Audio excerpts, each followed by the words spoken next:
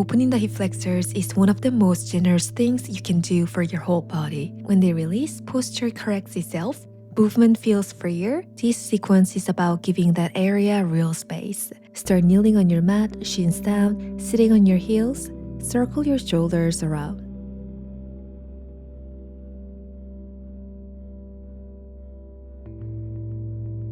Move your head left and right and feel the neck become long and stretch through the whole body. This opens the front of our neck, our shoulders, and chest.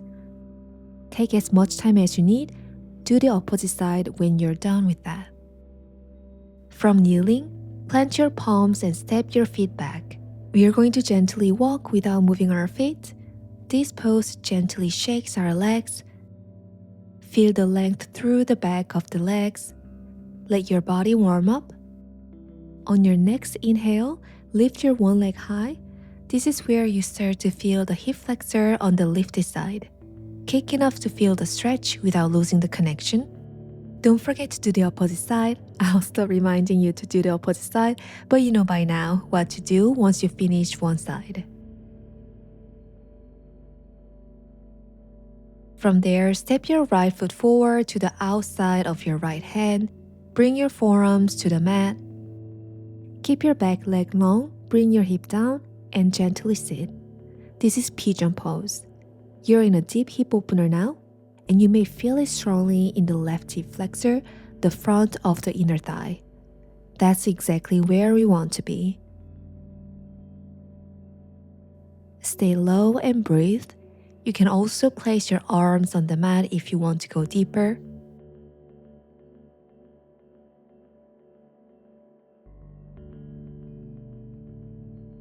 Press your palms back to the mat and rise up through the chest. You're going to grab the hip flexor of the back leg and try to open towards the outside. By doing this, you're actively opening up your hip flexor. You can also gently press your thigh to control the movement.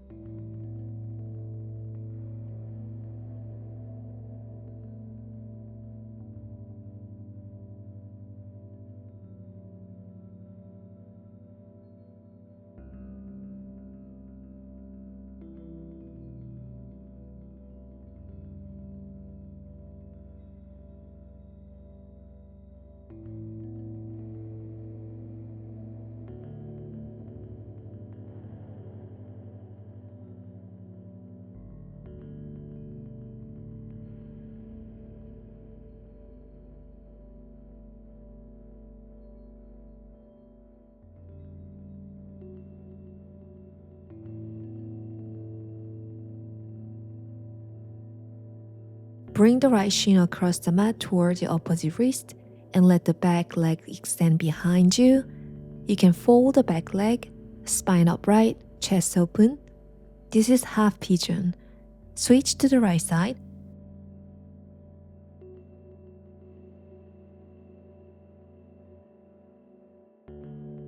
I am going to turn to the front so that you can see the movement a bit better.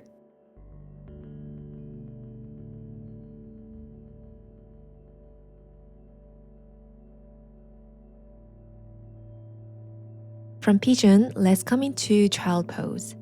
Knees wide or together, whichever lets the hips sink closer to the heels. Arms extended forward, forehead to the mat. From child pose, I am going to move my arms front and back so that I can work on my shoulders at the same time. I am going to slowly curl up and down, curl up and down.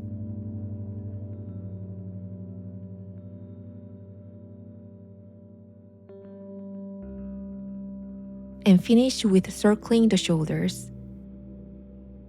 Sit with legs straight out and lift your arms straight up. Now try to reach the top of your toes with your hands. Do this multiple times and you will feel the biceps and hamstrings stretch. Working on the back of your legs, the hamstrings really synergizes your overall mobility once your hips are completely open. Lie down on your back, hug one knee into your chest. Let the other leg be long, resting on the mat. The opposite hip flexor on the side of the long leg gets a passive stretch as the pelvis tilts. The front muscle is responsible for flexing the hip, and this really targets the hip flexor. You can grab your knee to push it even closer to your body. Now from there, we are going to open the leg outward and make a big circle. It is important that the long leg stays where it is, rooted at your hip, and it should not move around. Try to stay in control and give only the circular movements to the folded leg. You can also just try to grab the folded leg and press it outward. You will see that the more I try to go outward, my other leg and the hip flexor are trying to move along.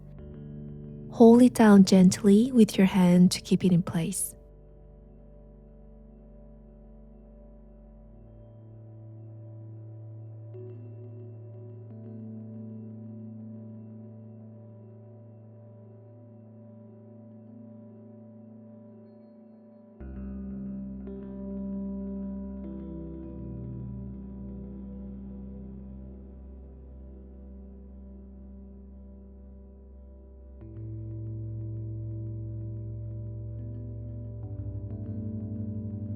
Now we are going to do some kicks outward.